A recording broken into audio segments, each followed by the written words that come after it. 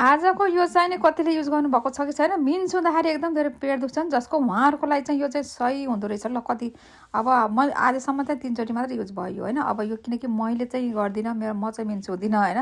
मैले चाहिँ छोरीलाई युज गरेँ कि यो चाहिँ नि यो कुनै आयुर्वेदिक डक्टरले नै भनेको फलो गरे हो है, यो मेरो आफ्नो हिसाबले फलो गरे होइन होइन। त्यो डक्टरले के भन्नुभएको थियो भने होइन, यो घिउ है, घरको प्योर घरको घिउ, अनि मन तातो पानी, जस घिउ पग्लिने जति मात्रै तातो पानी के खान पनि ठिक्क सकिने होइन, त्यतिको तातो घिउ राख्दाखेरि पग्लिने होस्, त्यो चाहिँ नि यति उपयोगी हुँदो रहेछ साथीहरू ल। सबैले आफूले आफ्नो छोराछोरी को छन् होइन, सबैलाई भन्नुहोस् होइन।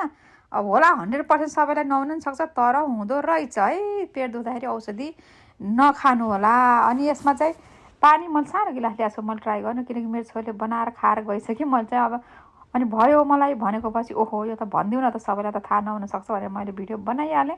अब चाहिँ मैले खानुपर्छ फेरि होइन, त्यसले गर्दा म थोरै राख्छु। चम्चा मेरो सानो छ, यो चम्चाको त डक्टरले भनेअनुसार म भन्छु है सबै। यो चम्चाको 1 चम्चा घिउ भनेको छ होइन, मैले चाहिँ लिएको छैन ल, थोरै देखाउन मात्र लिएको। 1 चम्चा घरको घिउ, प्योर घरको घिउ होइन।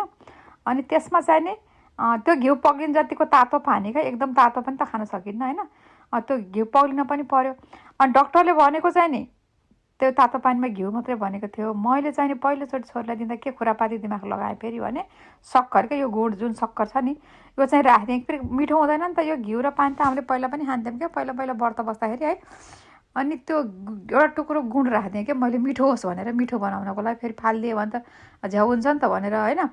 त्यो चाहिँ आफैले यो किनकि गुडले चाहिँ नबिगार्ला भन्ने पनि दिमागमा आयो, अनि खाँदा पनि मिठो हुन्छ, पक्कै पनि फाल्दिनँ होला नि भनेर मैले खान्दिएँ होइन। हो यति मेरो घिउ पग्लिने, यतिको पानी ठिक्क रहेछ, यो ठिक्क खान सकिने तातो पानी छ है। त्यो डक्टरले भनेअनुसार चाहिँ यसरी खान दियो भने चाहिँ मिन्स हुँदाखेरि पेट दुख्दाखेरि, पेट दुख्नेलाई चाहिँ दिनदिनै दुख्छ, कति दिनसम्म दुख्छ दिनदिनै दिनु भनेको थियो होइन। दिनमा 1 चोटि खायो भने मजाले हुन्छ भनेको थियो। अनि मेरो छोरीलाई चाहिँ खासै 1 दिन मात्रै दुख्छ क्या, त्यति दुख्दैन त्यसपछि होइन।